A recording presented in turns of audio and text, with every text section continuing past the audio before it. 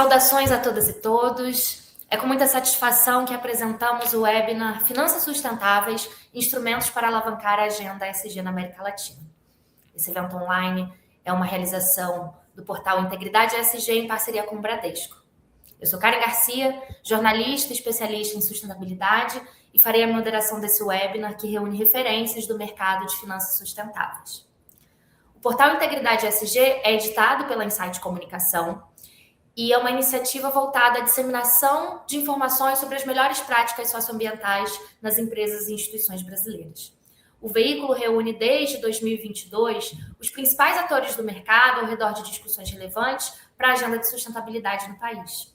Além de matérias e reportagens exclusivas, o portal também conta com artigos de especialistas convidados e desenvolve publicações temáticas realizadas pelo braço de inteligência de dados, o Insight Lab.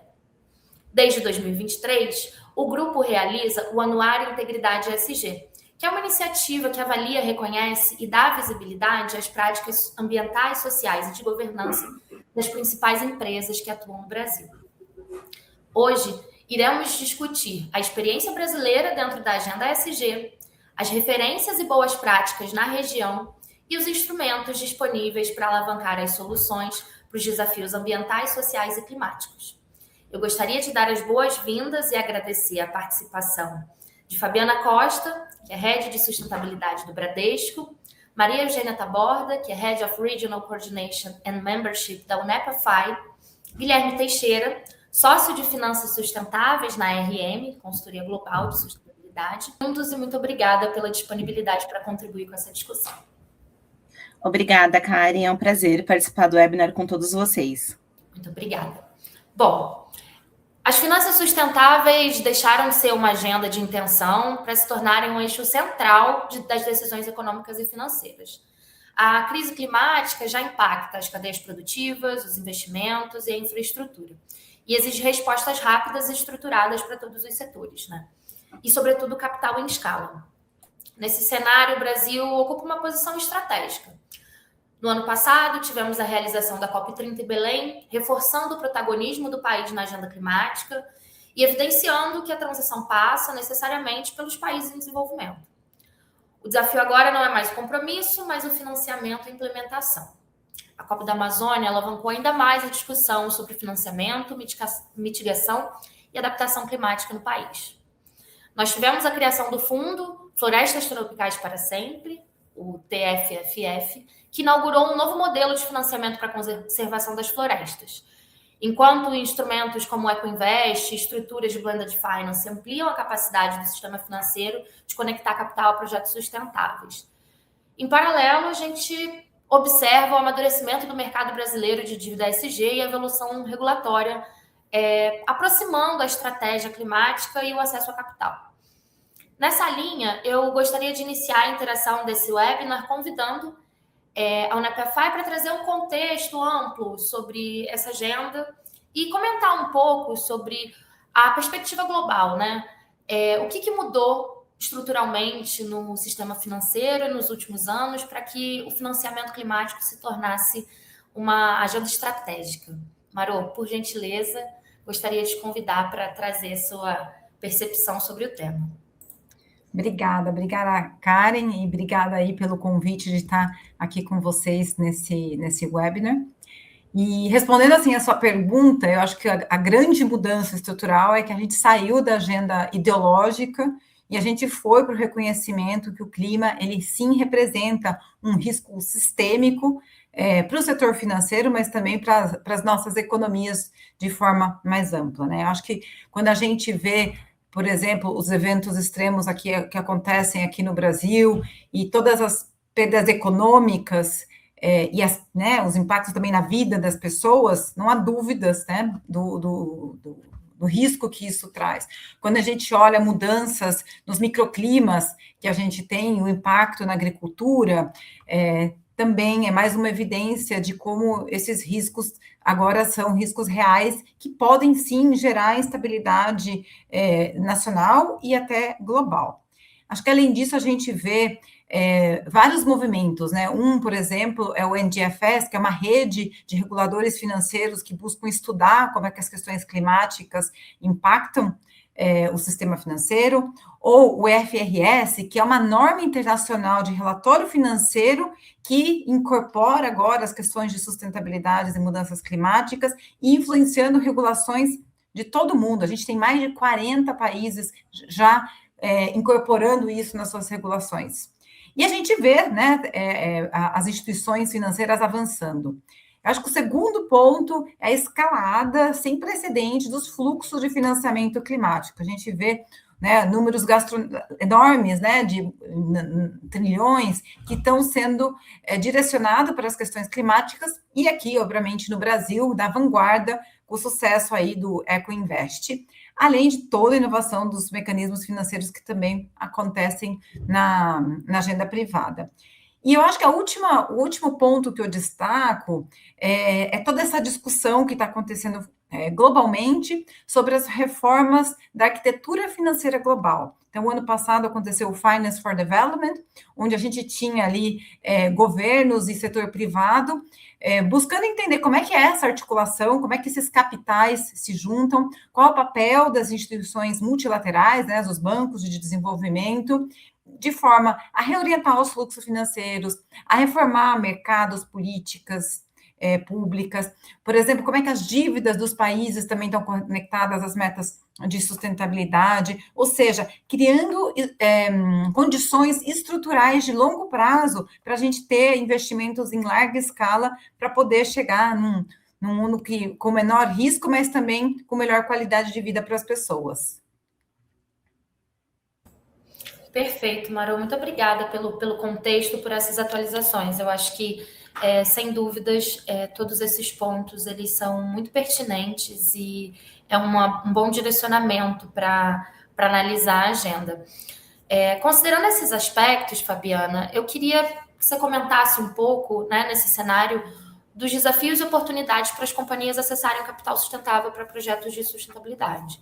Então, a gente entende, né, que o capital ele tem pode ficar mais barato, paciente, né, para as organizações que estão alinhadas com a agenda de sustentabilidade. Então, gostaria de ouvir um pouco da sua perspectiva nesse sentido, por gentileza. Perfeito, Karen. Bom, obrigado. Eu acho que novamente é um prazer participar do webinar aqui junto com a Marô, com o Guilherme aí, parceiros de longa data e num tema super relevante. Eu acho que a Marô trouxe muito bem, assim, na fala dela e passa por 3 principais eixos, né, que a gente fala das diretrizes internacionais, o arcabouço regulatório e de instrumentos financeiros e que tange muito a estratégia de atuação das empresas. Quando a gente olha a agenda de sustentabilidade e principalmente, né, a estruturação de negócios sustentáveis, nós temos um desafio que é que a empresa ela consiga estar nessa jornada muito alinhada à estratégia de atuação. Então, antes de até mesmo acessar o capital, é importante que a empresa tenha esse conhecimento e essa visão de como ela precisa estar apta para ter esse acesso. E eu acho que quando a gente olha o contexto brasileiro, nós temos níveis de maturidade muito diferentes nas empresas, né? Então, nós temos as empresas maiores que vão sofrer uma pressão regulatória de investidores maior e vão ter ali as suas áreas de sustentabilidade já estruturadas, e temos aí empresas pequenas e médias que estão começando essa jornada. Então, acho que aqui, até antes da gente falar da questão do acesso ao capital, eu acho que nós, né, como setor financeiro, a gente tem um papel muito relevante no education e no engajamento dessas empresas. Então, acho que hoje, dentro da agenda de sustentabilidade, principalmente de negócios sustentáveis do Bradesco, a gente está muito atuante em levar esse engajamento para os nossos clientes, para que eles estejam, de fato, aptos a acessar esse capital. Acho que a gente vê aí uma série de novos instrumentos financeiros, né, o próprio EcoInvest, né, que tem aí sido muito importante para destravar essa agenda. Nós estamos ali ativos em todos os leilões que aconteceram até agora, mas a gente sente também essa dificuldade na hora de estruturar o pipeline, porque nós não estamos falando de produtos de prateleira, né? Então, não são ali operações triviais que você tem ali a linha e você consegue conectar diretamente. Nós estamos falando de iniciativas que são estruturantes. Então, acho que quando a gente fala aqui no principal desafio para acessar o capital, eu acho que, como país, a gente tem aqui ainda um grande passo para a gente avançar cada vez mais na maturidade da agenda e para que a gente consiga cada vez mais desenvolver ali KPIs, métricas e a sustentabilidade atrelada ao core business das instituições, né, das empresas que vão receber esse capital. Com o aumento aí da própria agenda regulatória, da própria questão do IFRS, essas operações, né, rotuladas, as operações de sustentabilidade, elas têm que estar no cerne das empresas. Então, se eu sou uma empresa de um setor que muitas vezes ele é intensivo em carbono, a minha meta, a minha operação, ela tem que corroborar com a redução daquela emissão, né? Então, assim, também tem esse desafio de você levar ali o entendimento da materialidade. Então, acho que, pensando no avanço da agenda, eu acho que a gente tem evoluído muito como país, as instituições financeiras têm feito um trabalho aí excepcional, eu acho que a gente aqui, quando olha a própria atuação nossa aqui, a gente tem, desde 2021, uma meta de negócios sustentáveis, né, de originar ali, era inicialmente 350 bi, a gente bateu essa meta antes do prazo, ampliamos para 450 bi até dezembro desse ano, e a gente vê muito o apetite das companhias, né, de querer desenvolver, de querer fazer esse negócio sustentável. Eu acho que antes de falar do preço e do modelo, é muito importante essa construção conjunta. Eu gosto de falar muito que essa é uma jornada, né? E a gente precisa entender cada elo, cada passo aqui da cadeia. Acho que estamos avançando com novos instrumentos, os bancos bem ativos, né? Eu acho que parceria aí com a própria UNEP-FI tem nos ajudado muito no desenvolvimento de frameworks, de várias ali orientações para os nossos clientes, idem aqui com a RM, quando a gente fala da asseguração, né, do SPO, da estruturação do framework.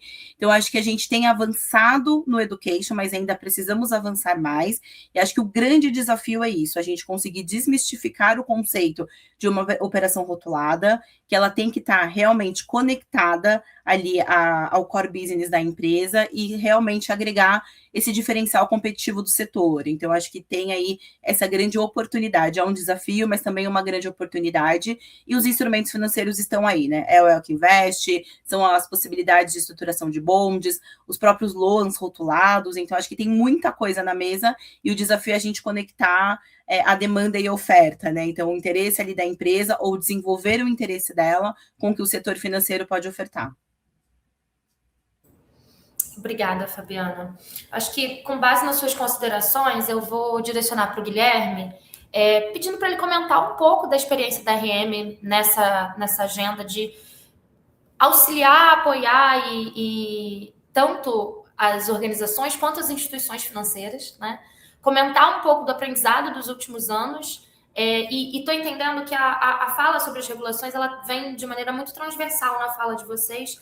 Então, vou deixar à vontade para o Guilherme comentar um pouco sobre esses aprendizados junto com esses stakeholders e, possivelmente, comentar também sobre como essas exigências regulatórias, né, quais são os pontos de atenção para as empresas, né, nesse momento, tanto para acesso ao capital, mas como que isso está se desdobrando na prática para essas empresas, para você tangibilizar para a gente um pouco. Bacana, bom, legal. Primeiro de tudo, prazer estar aqui junto com a Integridade ESG, nessa iniciativa, com as colegas aí que a gente tem gente qualificada aí trabalhando há bastante tempo nesse tema, né?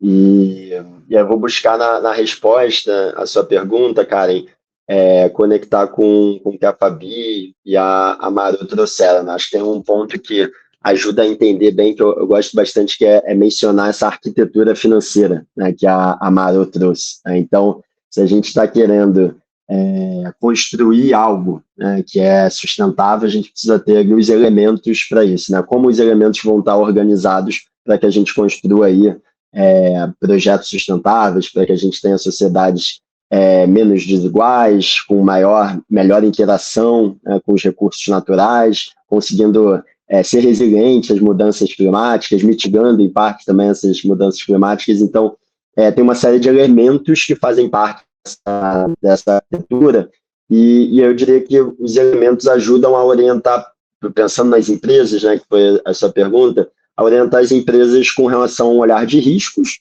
de um lado, e um outro aspecto de oportunidades de negócio, né? Então, você perguntou da nossa experiência aqui na RM, a gente tem um trabalho aí muito, muito forte com as empresas no âmbito de projetos, mas também no lado da captação de recursos para esses projetos, né? E na estruturação de meios para que o capital, os recursos financeiros cheguem em projetos mais sustentáveis, né? Então, isso envolve tanto trabalhar aí como um avaliador independente, né? O Second Party Opinion que a Fabi trouxe, e que é algo fundamental para a integridade do mercado, porque a gente está falando aqui de uma questão reputacional, né, de que todos os atores eles precisam concordar que aquela arquitetura de um instrumento financeiro que está sendo chamado de sustentável, de fato está sendo sustentável, e de fato está buscando entregar, né, o que ele promete. Então tem muito esse olhar, né, de avaliação independente, mas também construção aí junto ao setor bancário de fundos, linhas de crédito, né? A gente vê aí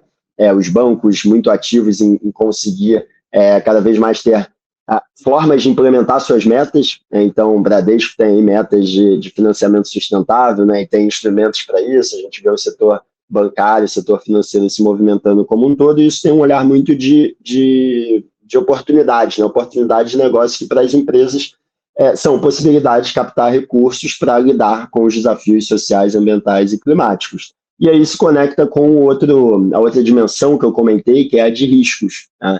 Então, conseguir ter elementos também para lidar com potenciais impactos dos desafios sociais, ambientais e climáticos é algo fundamental. E aí, conectando com o último ponto da sua pergunta, né, o papel da regulação, né, que foi muito abordado aí pela Marô e pela Fabi, a gente está vendo uma evolução já há alguns anos. Acho que primeiro esse ponto não é algo novo, né? Tem alguns anos, para o setor financeiro principalmente, o Banco Central bastante ativo nisso, e é fundamental porque o setor financeiro tem um papel indutor, né? Então, quando o setor financeiro é instado, ele é requisitado a reportar sobre os seus riscos climáticos, basicamente ele precisa conhecer isso do seu portfólio, das empresas, né? Então tem um efeito indutor. Isso chega primeiro para as grandes empresas, depois chega para os fornecedores dessas grandes empresas, né? Tem um efeito indutor muito, muito grande, né? E aí essa regulação também vem avançando para as empresas que participam do mercado de capitais, né, que negociam ações, que emitem debêntures.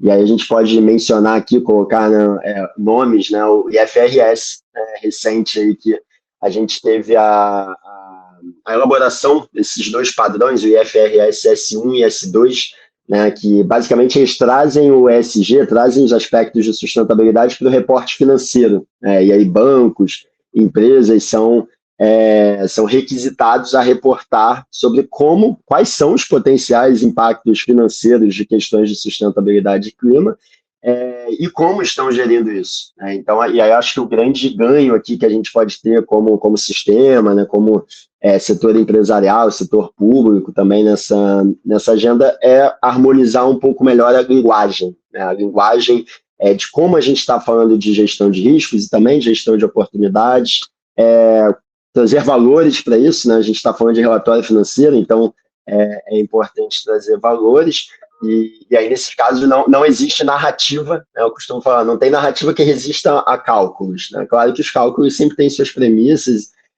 mas a gente vê uma evolução na forma com a qual as instituições, as empresas vão ser demandados a reportar sobre a gestão da sustentabilidade, né? Então, é basicamente sobre isso que IFRS S1 e S2 fala, né? Estão incorporados na regulação da CVM e do Banco Central, e aí tem impacto direto, não só na forma de reporte, mas depois na gestão, né? Porque para você conseguir reportar adequadamente, você precisa mudar suas práticas e gerir, ter práticas e processos que te permitam reportar adequadamente, né? Então, acho que isso ilustra bem também como essa evolução regulatória tem impactos práticos para as empresas e para o setor financeiro. Muito bom, Guilherme.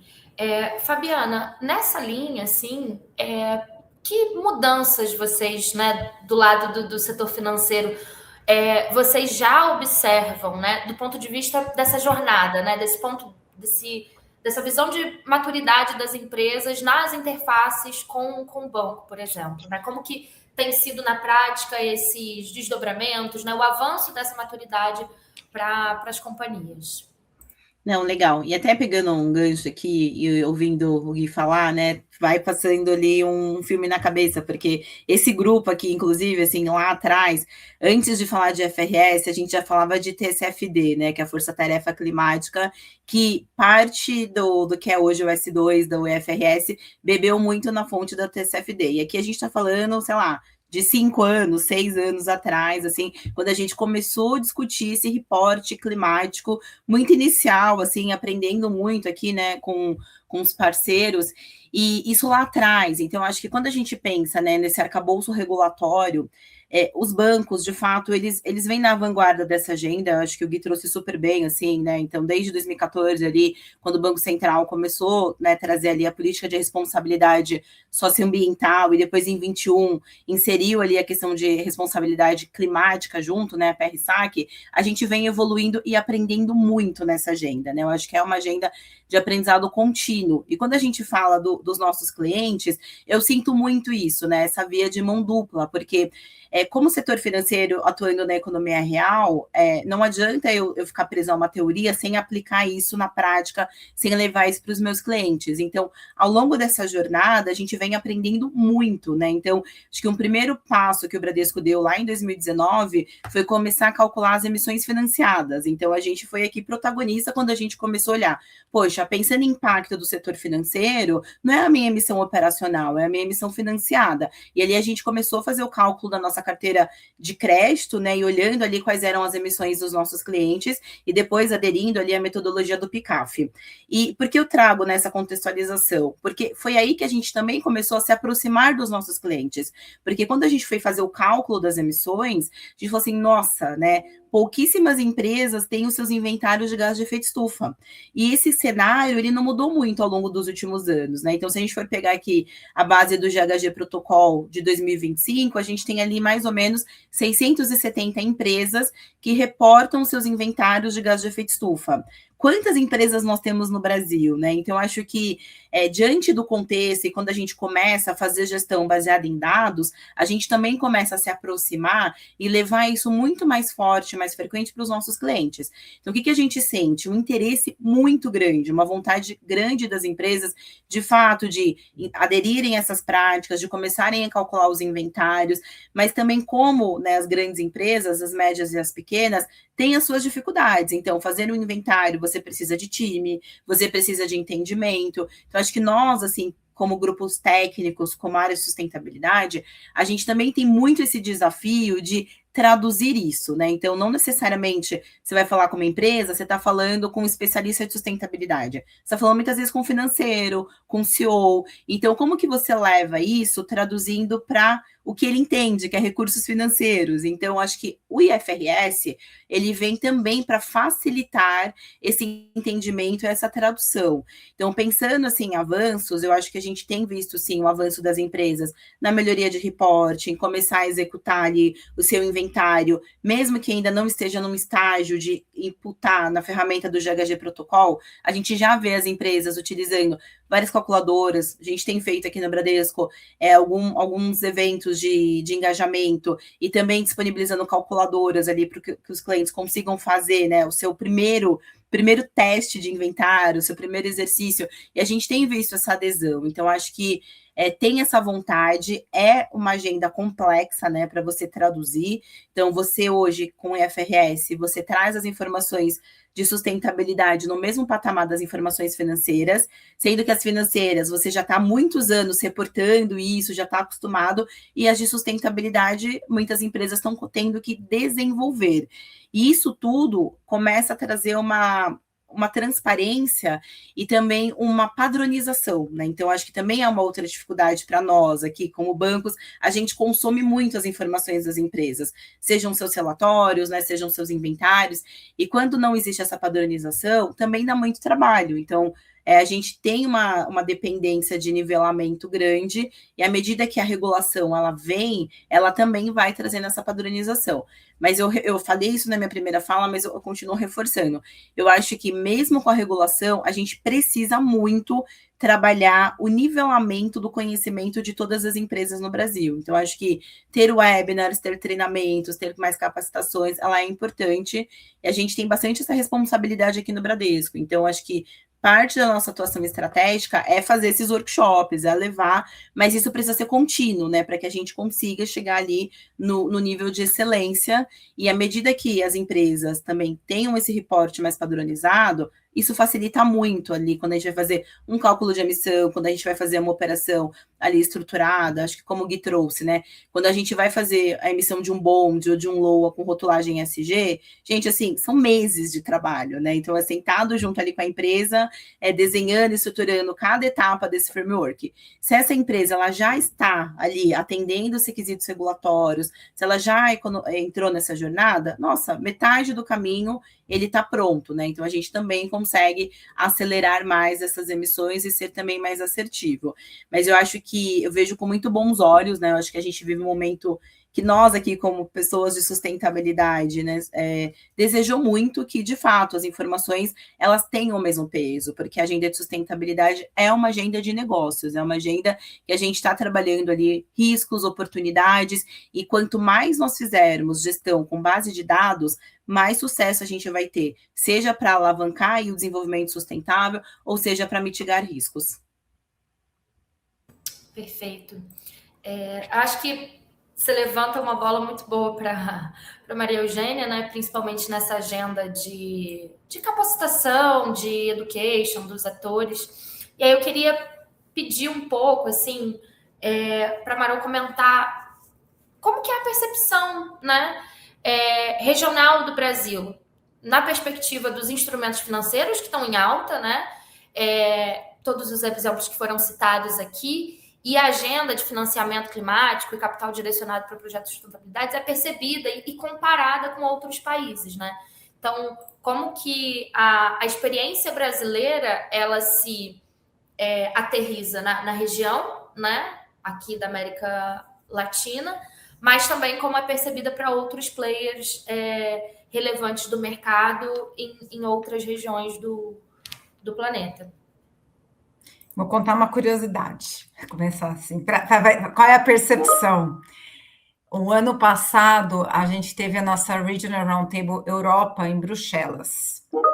E aí a gente teve um jantar oferecido por um grande banco europeu, e eram apenas poucos bancos, todos europeus, e não todos, porque a gente tinha alguns do nosso Steering Committee, estava inclusive a nossa representante da Bradesco Seguros lá com a gente, e uma pessoa da Comissão da União Europeia, também de mudanças climáticas. Então, isso foi outubro, né, um pouco antes da COP. Gente, foi muito curioso, né? As únicas brasileiras era eu e a Ivani, como o assunto foi Brasil. O quanto as pessoas estavam valorizando todo o movimento do Brasil no pré-COP. Então, eu acho que é uma curiosidade e muitas perguntas, né, sobre o governo, sobre o que estava sendo feito, sobre as inovações que estavam acontecendo. Então, a gente vê, né, nesses últimos anos, e com certeza os debates do G20, os debates da COP, depois o roadmap de Baku para Belém, tudo isso colocou o Brasil nessa liderança, né? Quando a gente olha aqui, né, nosso plano de transformação ecológica, o trabalho agora de taxonomia, que a gente também está trabalhando com o Ministério de Finanças e Bacen, e agora estamos entrando na pilotagem dessa taxonomia, que é muito inovadora, porque traz conceitos novos, né, além da União Europeia, das questões de natureza, das questões sociais. Quando a gente vê a própria regulação do Banco Central, da CVM, da SUSEP, a própria Ecoinvest, que já foi falada várias vezes aqui, o trabalho do BNDES e o trabalho de outros bancos de desenvolvimento, mostram também que não é só espuma, né? Que muita coisa está sendo feita e não é à toa que essa liderança está sendo projetada lá fora. E aí eu acho que é interessante que é uma inovação que sim, né, pode ser replicada, pode ser de alguma forma aplicada, especialmente quando a gente olha economias emergentes. Então, sem dúvida nenhuma, na América Latina, o Brasil é referência. Obviamente tem Brasil, tem Colômbia, tem México, tem outros países, mas o Brasil, ele está ocupando essa posição de liderança, e lá fora também, né? Então, por exemplo, quando a gente fala de agricultura, a gente tem grandes desafios aqui dentro, mas a gente também está vendo muita inovação, que quando a gente conta lá fora as inovações que estão acontecendo, os tipos de mecanismos que estão sendo feitos com diversos públicos, né? Não é só o banco comercial envolvido, a própria maturidade, né, dos produtores rurais que permitem que a gente faça essa inovação. Então, eu acho que tem uma série de coisas que estão colocando o Brasil nessa vanguarda. Eu acho que o desafio é, enfim, continuar com essa agenda, que realmente essa agenda atraia investimentos externos, porque eu acho que no final também não é só o capital privado doméstico, mas é também como é que a gente atrai isso, e que a gente mostra, né, que a gente está no caminho para atingir as nossas metas climáticas, as NDCs, que a gente está reduzindo o desmatamento. Então, eu acho que tem boas novas, mas esse trabalho precisa continuar. E aí eu acho que o setor financeiro tem um papel crítico, né? Porque ele é, sim, um setor prioritário, né? Quando a gente olha a economia do Brasil, e que consegue alavancar e trazer, né? A própria Fabiana também contou como é que ela vem trabalhando com os clientes, o Gui também, como vem trabalhando com os parceiros. Então, dá orgulho da gente ver o Brasil nessa toada e que continue, né? Acho que esse é o nosso desafio, que as coisas se concretizem também nos próximos 5, 10 anos. Perfeito, muito obrigada. Guilherme, acho que conectando com a fala da Marô, eu queria que de repente você comentasse, né, sobre essa questão dos setores, né, além do financeiro, que estão com os holofotes aí para receber articulação de capital, vou colocar dessa maneira, articulação de capital, articulação de investimento, como você tem observado isso dentro da experiência da RM. Bacana. Bom, acho que primeiro, assim, dizer que a agenda de finanças sustentáveis e de sustentabilidade é para todos os setores. Tá? Acho que todos os setores têm condições de aproveitar isso, né, como um elemento de negócio, tá? De desenvolvimento de negócios. Claro que aí cada setor, né, vai ter seu lugar diferente nessa agenda, né? Então, tem setores que tipicamente acessam muito o mercado de capitais, né, emitem muitos títulos de dívida, né, então, por exemplo, o setor de energia, historicamente, até se a gente olha para os dados, né, de dívida sustentável, né, green bonds, green loans, esses mecanismos aí foram muito mobilizados por esse setor, né? Então, esse setor, o setor de energia, aí a gente está falando de geração de energias renováveis, transmissão e distribuição de energia elétrica também, é um setor que, tipicamente, ele traz um componente verde, né, ambiental, então isso facilita, e é um setor que acessa muito o mercado de capitais e também o mercado de crédito, né, capta muito aí com o Bradesco e com os pares, né, então é um setor que, historicamente, aproveitou muito essa agenda, né, e vai seguir aproveitando, à medida que a gente tenha demandas. Claro que dentro do setor a gente vai vendo mudanças, né, e mudanças que tem a ver também com o perfil do setor, né, a evolução do setor. Então, para trazer um exemplo aqui, a agenda de biocombustíveis, ela avançou bastante nos últimos anos, então a gente começou a ver cada vez mais também emissores de dívidas sustentáveis que são da agenda de biocombustíveis, pensando aí no segmento como um todo de energia, né. Se a gente olha para alguns outros setores que tipicamente demandam bastante capital de longo prazo, né, tem os outros segmentos de infraestrutura, saneamento, mobilidade, gestão de resíduos, a gente tem esses setores podendo também se posicionar para aproveitar essa agenda de finanças sustentáveis. Aí cada um, de novo, com a sua particularidade, né? O setor de saneamento, nos últimos anos, a gente teve o marco legal de saneamento no Brasil que estimulou a maior participação do setor privado. Qual foi o reflexo disso? Esse setor privado buscou capital, né, junto aos bancos, junto ao mercado de capitais, e aproveitou da sua posição ali de boas práticas sustentáveis, aí claro, não são todas as empresas, né, mas aquelas empresas que conseguem se organizar bem para mostrar as evidências de impacto social e ambiental positivo, o que é natural no saneamento, essas empresas captaram e estão captando, né? Então, e certamente, cada vez mais as previsões aí do crescimento de operadores privados no saneamento aponta para seguir assim nos próximos anos, né? Enquanto também mobilidade e resíduos aí já são alguns outros setores de infraestrutura que têm menos apetite, né, a esse capital por questões ali inerentes ao setor, menor participação de setor privado em alguns casos. Então esse é um outro aspecto falando de setores. Tem o agro, então a gente teve aqui o agro recentemente mencionado aqui anteriormente, e a gente não pode deixar, né? Então cerca de um quarto ou um terço do PIB, né, nacional, ele está no agro. O Brasil traz soluções globais, né? A Marô estava explicando, né, da visão global, né, para o Brasil, e aí, bom, o mundo, né, tem desafio de soberania alimentar e tem desafios climáticos e de lidar com a perda da natureza, né? E aí o agro brasileiro consegue, né, ter boas práticas sustentáveis, né, agricultura de baixo carbono, integração, lavoura, pecuária, floresta, enfim, a agricultura tropical tem uma série de soluções em que o Brasil é pioneiro no mundo. Então também é um setor que aproveitou, talvez tenha passado a aproveitar esse mercado de finanças sustentáveis mais recentemente, aí, há alguns anos já, tá?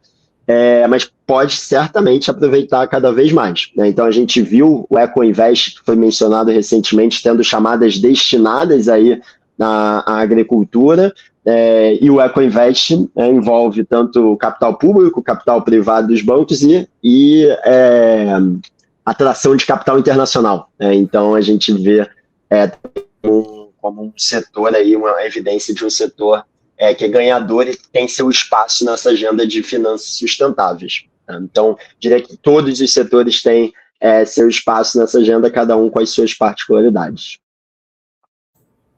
Perfeito, Guilherme.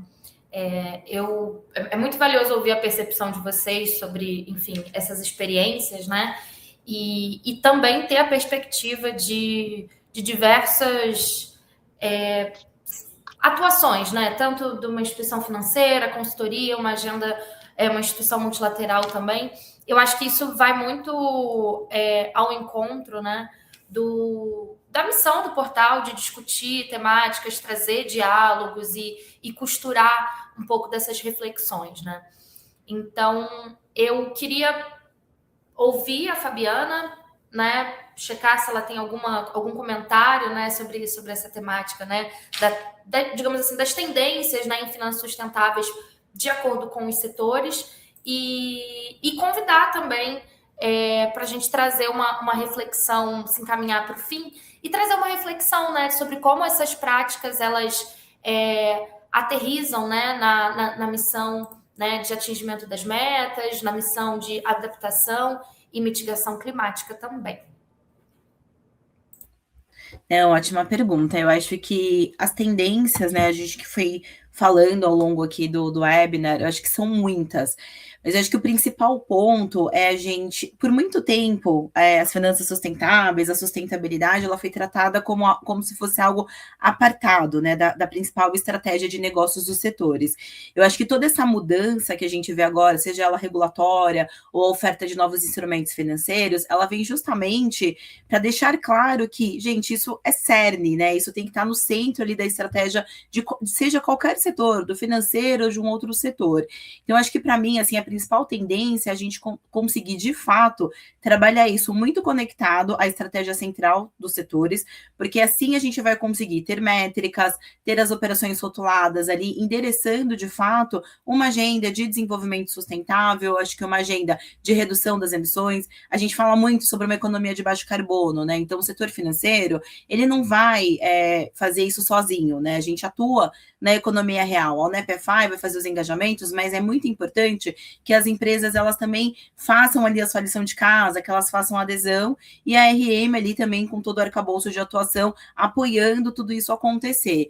Então, eu acho que a principal tendência, o principal desafio é a sustentabilidade, ela precisa cada vez mais estar conectada à estratégia de atuação. Feito isso, né, essas agendas, elas vão ser cada vez mais qualificadas, e a gente vai sair ali do quali para o quanti. Então, a gente vai conseguir mensurar o impacto real de cada atuação setorial, né? E quando a gente pensa numa análise de FRS, numa análise de própria taxonomia e de outras regulamentações que a gente está vivendo hoje no país, é justamente isso, né? Como a gente quantifica a nossa atuação em sustentabilidade, como a gente quantifica os riscos, como a gente amplia oportunidades para que esses riscos sejam cada vez mais reduzidos e principalmente caminhando juntos, né? Eu acho que aqui a gente tem uma agenda que ela traz muito esse chamamento, né? E não foi à toa que a gente saiu de uma COP, que o fechamento foi muito implementação, né? Então a gente vive agora um momento de implementação, como que a gente caminha disso? A gente já tem, né, a teoria, a gente já tem o contexto, a gente já sabe ali todos os mecanismos, como que a gente realmente implementa. Eu acho que veio muito aqui na fala somente da Marô, assim, o quanto que o Brasil quer ser ouvido. E eu acho que a gente se ressente muito disso também, de como a gente posiciona ainda mais o nosso país, né? Então, quando a gente está nos fóruns internacionais, a gente ouve muito que o Brasil tem muito potencial, né, para uma economia verde, para tudo que a gente está discutindo aí em relação à sustentabilidade, agenda climática, economia de baixo carbono. Mas como a gente posiciona esses cases para o resto do mundo, né? Então, eu acho que uma coisa que a gente não comentou muito aqui é quando a gente vai fazer captação internacional, né? Então, falando de tendências, falando de blended finance, de novos instrumentos, a gente precisa atrair capital internacional.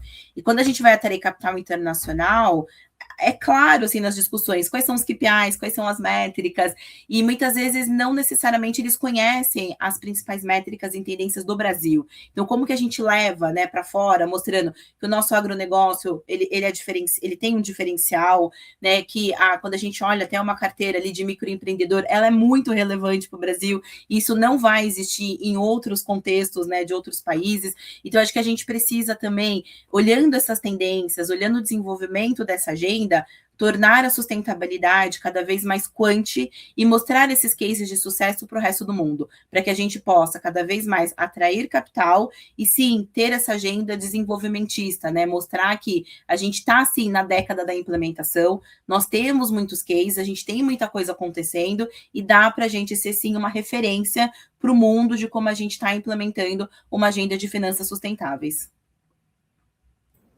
Muito obrigada, Fabiana. Vou passar para a Marô, para ela compartilhar com a gente essa mensagem final, né, para essa rede da UNEP-FI, essa perspectiva de stakeholders dentro dessa agenda.